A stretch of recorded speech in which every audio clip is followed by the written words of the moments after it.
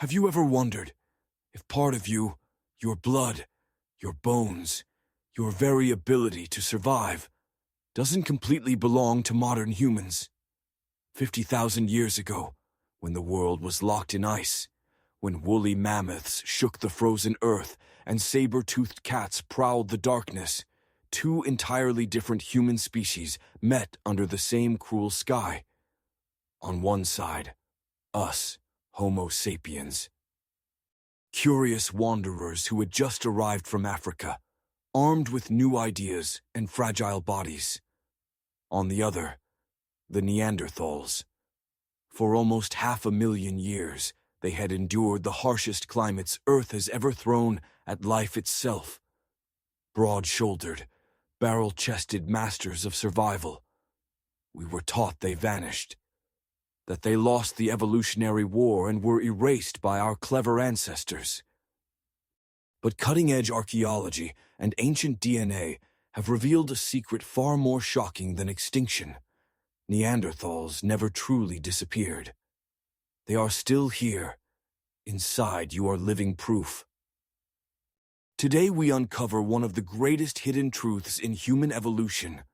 Why the immune system that protects you from deadly viruses right now is a final gift from a lost branch of prehistoric humans who loved, fought, and ultimately merged with us on the edge of oblivion. Look in the mirror and meet the ancestor you were never told about. Title card fades in over frost-covered cave walls.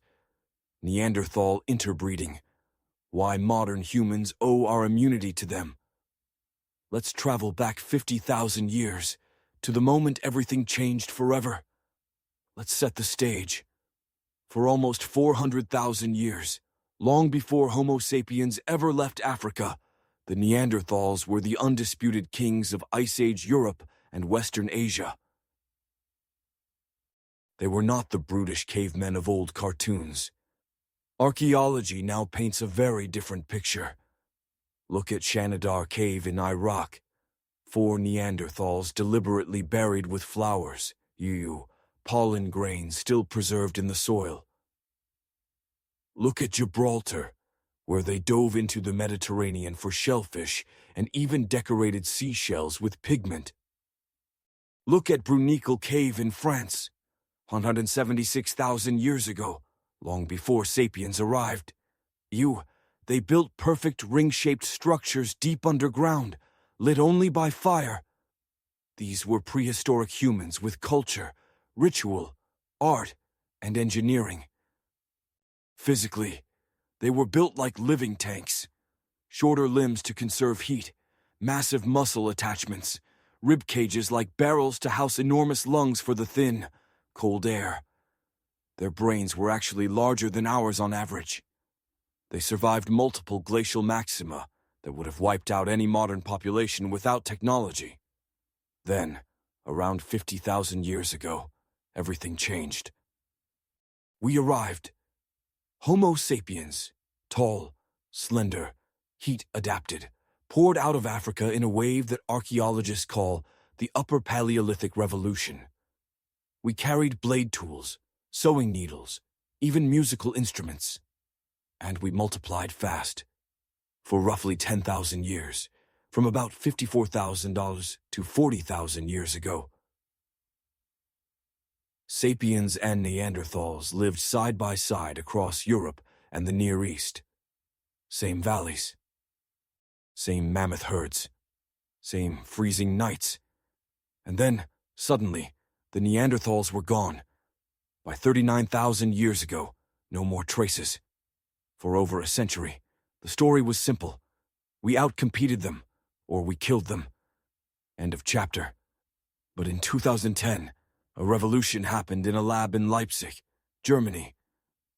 Svante Pääbo and his team at the Max Planck Institute achieved the impossible. They sequenced the entire Neanderthal genome from just 3 tiny bones found in Vindija Cave, Croatia. What they discovered shattered everything we thought we knew about human evolution. Non-African modern humans, Europeans, Asians, Oceanians, carry between 1% and 4% Neanderthal DNA. Africans south of the Sahara have almost none, exactly as predicted if the mixing happened after our species left the continent. But here's where it gets mind-blowing. That 1 to 4% is not random junk. It is heavily concentrated in genes that do very specific jobs. Keratin production, thicker skin and hair for cold climates. Skin pigmentation, some of the variants that let Europeans tan instead of burn. And, most importantly, the immune system. Specifically, the HLA region, human leukocyte antigen, the most complex and variable part of our genome, the very machinery that decides whether your body recognizes a virus as enemy or lets it slip through. In 2011, Stanford geneticist Peter Parham dropped the bombshell. Many of the HLA variants that protect Eurasians against viruses like influenza, hepatitis C, and even some modern coronaviruses are Neanderthal in origin. Think about that. When our African ancestors stepped into Ice Age Europe, they were walking into a microbial nightmare. New viruses, bacteria, and parasites that Neanderthals had been fighting for hundreds of thousands of years. Our immune systems were naive. Theirs were battle-hardened. Without borrowing their genetic weapons, many scientists now believe the sapiens' invasion of Europe would have failed. The archaeological sites tell the same story. In places like Grotte du Renne in France and Bachokiro in Bulgaria, we find sapiens tools mixed with Neanderthal bones dated to the exact same layers, 45,000, 42,000 years ago. In the Denisova cave in Siberia, we even have the skeleton of a first-generation hybrid girl. Her mother was Neanderthal. Her father was Denisovan, a sister species. Proving interbreeding was not rare or accidental. It happened again and again. In caves, in forests, around campfires under aurora-filled skies. And every time a child was born from those unions, a little piece of Neanderthal survival wisdom was passed on. Bayer, we didn't erase them. We absorbed them. The extinction of the Neanderthals was not a genocide. It was the slowest, most intimate merger in human evolution. But how exactly did their immune genes save us? And why do some of those same genes now cause autoimmune diseases in the modern world? Hold that thought. We're about to walk straight into the frozen forests where sapiens and Neanderthal first looked at each other and decided to become one. Imagine this. A band of Homo sapiens, fresh from the Levant, has just crossed the frozen Danube. They are starving. Half the children have died from a strange fever that swept through the group weeks earlier, a virus their African immune systems have never met. They stumble upon a Neanderthal camp. At first, spears are raised. Growls. Silence. Then something extraordinary happens. A Neanderthal elder notices the sick child. She has seen this fever before, generations ago. Her people lost many, but the survivors carry resistance. Instead of driving the strangers away, she invites them to the fire. That night, stories are exchanged in gestures and broken words. Tools are traded. Food is shared. And somewhere in the flickering shadows, attraction sparks. We know this is not fantasy. The proof is written in stone and in our genes. The strongest evidence comes from a single jawbone found in Peștera cu Oas, Romania, in 2002. When scientists sequenced its DNA from this 40,000-year-old sapiens individual, they found he carried 6 to 9% Neanderthal ancestry, far more than any living person today. That can only mean one thing. One of his great-great-grandparents was a full-blooded Neanderthal. The interbreeding had happened just 4 to 6 generations earlier. This was not a one-time event. It was widespread. Across Europe and Western Asia, from Spain to the Altai Mountains, archaeologists find transitional tools.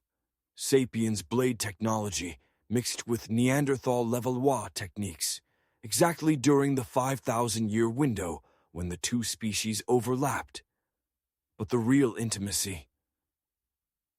Now, let's talk about the immune gift. When our ancestors left Africa, they carried an immune system tuned for tropical pathogens, malaria, sleeping sickness, parasites. Europe was a different war zone. Neanderthals had co-evolved with local viruses for 400,000 years. Their HLA genes had time to develop powerful HLA alleles, versions of immune genes, that could recognize and destroy Eurasian viruses on sight.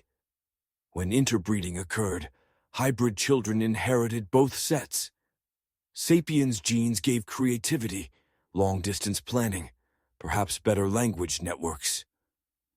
Neanderthal genes gave raw survival tools, cold adaptation and, crucially, preloaded antivirus software. Peter Parham's 2011 study showed that 3 major HLA haplotypes, gene clusters, found in Europeans and Asians are almost identical to those recovered from Neanderthal fossils.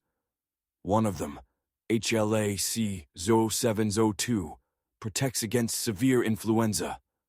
Another, HLA A11, is linked to HIV progression. A third cluster is associated with better outcomes in hepatitis C.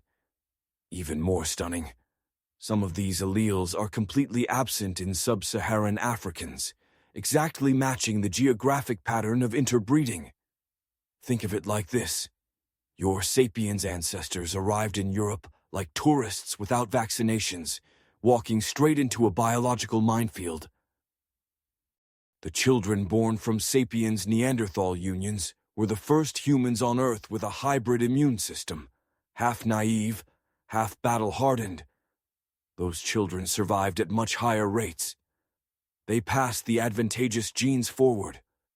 Within a few thousand years, the beneficial Neanderthal immune variants swept through the entire sapiens population of Eurasia. This is called adaptive introgression, one of the fastest examples of natural selection ever recorded in human evolution. Without it, many researchers believe Homo sapiens would have been pushed back or died out in Europe, just like earlier failed migrations 100,000 years earlier. The Neanderthals didn't just give us a few % of DNA. They gave us the keys to conquer an entire continent. And the evidence keeps growing. In 2020, a study of ancient DNA from Belgium, Goyet Q56-1 specimen, showed that Neanderthal immune genes were already fixed in sapiens populations by 38,000 years ago, meaning the selection pressure was ferocious. In 2023, researchers at Vanderbilt University found that Neanderthal-derived TLR genes, toll-like receptors, the first line of immune defense, make modern Europeans better at detecting certain bacterial toxins, but also more prone to sepsis in hospitals today. It was a trade-off made in the Ice Age that still echoes in our bodies. Picture a hybrid child 44,000 years ago, stronger lungs from mom, better projectile weapons from dad, and an immune system that could laugh at viruses that killed pure sapiens babies. That child grew up, had more children, and changed the course of human history. We didn't beat the Neanderthals. We became them, just enough to survive. But here's the shadow side of this gift. Some of those same Neanderthal immune genes that saved us then are now turning against us in the modern world. And that's where the real controversy begins. Here's the dark twist in this ancient love story. The same Neanderthal genes that once saved us are now making millions of people sick. That resistance that worked so perfectly against Ice Age viruses, In our clean, vaccinated, antibiotic-filled world, it often misfires. Those hypervigilant Neanderthal HLA alleles don't know when to stand down. They see harmless pollen, gluten, or even our own cells as deadly invaders. Result: autoimmune diseases. Type 1 diabetes, rheumatoid arthritis, multiple sclerosis, Crohn's disease, lupus. All of them are significantly more common in populations with higher Neanderthal ancestry, Europeans and East Asians, and almost absent in sub-Saharan Africans who have little to no Neanderthal DNA. A 2016 study in Nature found that 47 out of 245 genetic risk factors for autoimmune diseases come directly from Neanderthals. Think about that for a second. The price we pay today for surviving the Ice Age 45,000 years ago is written in hospital records. But the debate is fierce. Some scientists argue we're oversimplifying. David Inard at the University of Arizona points out that the Neanderthal immune genes were selected for because they were lifesavers back then. The autoimmune cost only became visible after we changed our environment: agriculture, dense cities, processed food, less parasite exposure. The genes didn't go bad. We moved the goalposts. Others go further. A controversial 2024 paper from the University of Copenhagen suggests that some Neanderthal immune variants actually protect against severe COVID-19. A segment on chromosome 3, inherited from Neanderthals 60,000 years ago, reduces the risk of hospitalization by 22% in some populations. So while one set of their genes gives us lupus, another set may have quietly saved millions during the pandemic. We are walking paradoxes, healed and harmed by the same ancient blood. Then there's the fertility question. Why didn't the merger go both ways? Neanderthal Y chromosomes and mitochondrial DNA are almost completely missing in modern humans. This suggests hybrid sons may have been sterile or less fertile, like mules. And Neanderthal women who mated with sapiens men had trouble passing on their mitochondria. The absorption was mostly Neanderthal women joining sapiens groups. Was it choice? Was it violence? Was it just demographics? Sapiens outnumbered them 10 to 1. We don't know. And here are the mysteries that still keep geneticists awake at night. Why is there a hard cap at 4% Neanderthal DNA in any living person, even though interbreeding happened repeatedly? Powerful negative selection erased most of the genome, especially genes involved in brain development and speech. Did pure Neanderthal cognition clash with sapiens' neural wiring?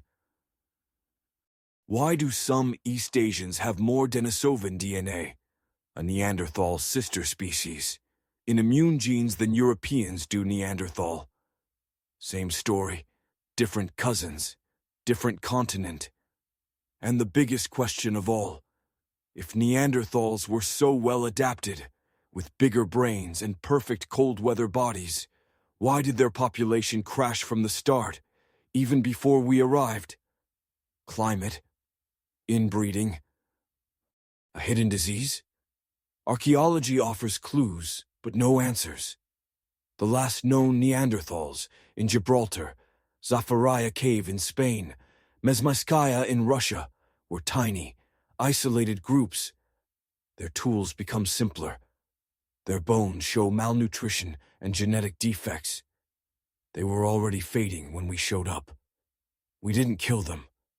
We just outlived them and took what we needed. But maybe the real mystery is this.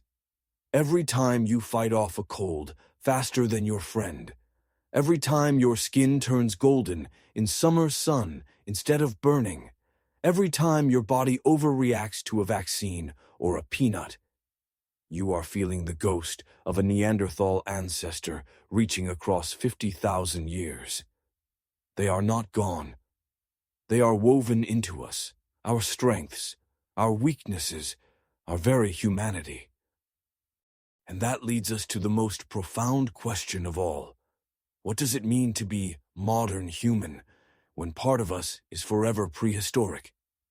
Music fades to silence. Slow fade from ancient cave painting of a hybrid family to a modern diverse crowd on a city street. We'll face that question next and see what the Neanderthals are still trying to teach us about surviving the next great crisis. Look around you. Every person you see who is not of recent African descent carries a living piece of the Ice Age inside them. That stubborn friend who never gets the flu? Thank a Neanderthal great-great-grandmother. That cousin with celiac disease or psoriasis. She's paying the interest on a loan taken out 50,000 years ago. We are all hybrid children. And that single fact should completely change how we think about identity, survival, and what it means to be human. First lesson: diversity is not a modern invention. It is ancient survival strategy. When two prehistoric human species, separated for 500,000 years, chose to merge instead of destroy each other, they proved that genetic exchange can be the ultimate weapon against extinction. In a world that sometimes feels more divided than ever, the Neanderthals whisper a 50,000-year-old truth. Our greatest strength has always been our ability to take the best from the other and make it part of ourselves. Second lesson: adaptation has a cost. Every advantage comes with a shadow. The immune armor that let us conquer Europe now overreacts in a world without constant parasites. The thick skin and hair that protected against freezing winds can make us overheat in the tropics. Even some Neanderthal-derived brain genes linked to focus and risk-taking are today associated with higher rates of depression and nicotine addiction. Evolution doesn't care about our comfort. It only cares that your genes reach the next generation.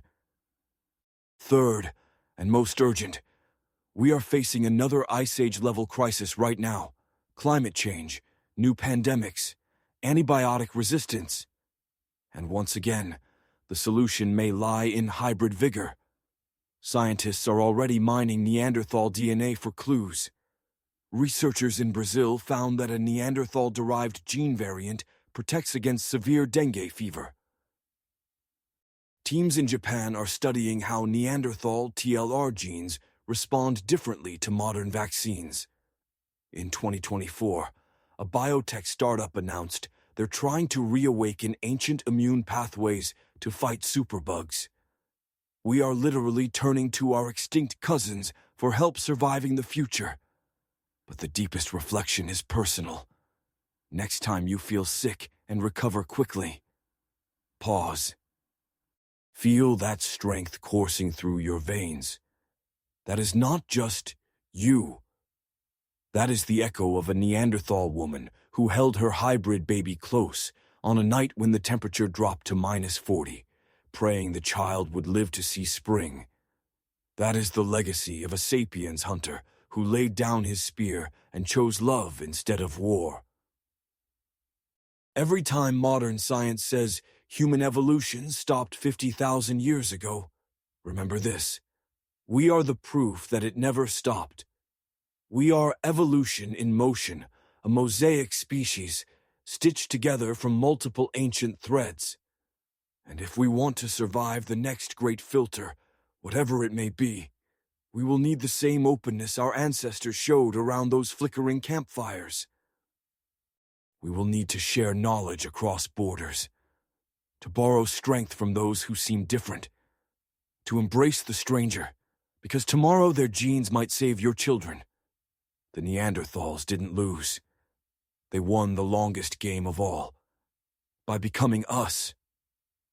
And maybe, just maybe, the real reason we tell their story today is because some part of us still remembers the firelight, the shared meal, the first hesitant touch across species lines. We remember that humanity was never about purity. It was always about connection. Long silence. Wind sound returns, softer now. Fade to a single candle burning in darkness. So the next time someone asks, "Who are we?" tell them, "We are the children of two worlds. We are the last Ice Age survivors. We are living proof that love can outlast extinction." We began this journey with a question that should haunt every one of us. Who are you? Really? Science now has the answer, and it is far stranger than anyone could have imagined a generation ago. Neanderthals did not lose the battle for survival. They dissolved into us, willingly or not, leaving behind the most precious gifts a dying people can give, the genetic tools to conquer a frozen world. The immune shield that turned invaders into conquerors. And a reminder, etched into every cell of our bodies, that humanity has never been pure. Today, between 1 and 4% of your DNA, if your ancestors left Africa, once belonged to a prehistoric human who hunted woolly rhinos, painted caves, buried their dead with flowers, and stared at the same stars we see tonight. They are not extinct. They are immortal. And yet, we still know so little. We don't know if those first encounters were acts of love or desperation. We don't know why their Y chromosomes vanished. We don't know whether, in some lost cave, the very last full-blooded Neanderthal looked at a hybrid grandchild and understood what was happening. But one thing is certain. The story of human evolution is not a march of progress. It is a story of mergers, of absorptions, of desperate alliances in the face of annihilation. And if we are wise, we will listen to what our Neanderthal ancestors are still trying to tell us across 50 millennia. In the end, the species that survives is not the strongest, nor the smartest. It is the one willing to become something new. So I leave you with this final question, one I want you to answer in the comments below. If you discovered tomorrow that you carry more Neanderthal DNA than anyone else alive, would it make you feel more human or less? Tell me your percentage if you've tested. Tell me what this story means to you. Because this channel isn't just about the past. It's about understanding who we are right now, so we can decide who we still have time to become. If this journey moved you, hit that like button. It tells YouTube to show this ancient secret to more people. Subscribe and ring the bell, because next week we're diving even deeper into the frozen darkness. What if Homo sapiens had gone extinct instead? The world Neanderthals would have built. You won't want to miss it. Thank you for walking with me through the Ice Age. Thank you for carrying these ghosts in your blood. Until the next firelight, I'll see you in the caves. Neanderthal interbreeding. Why modern humans owe our immunity to them. Fade to black.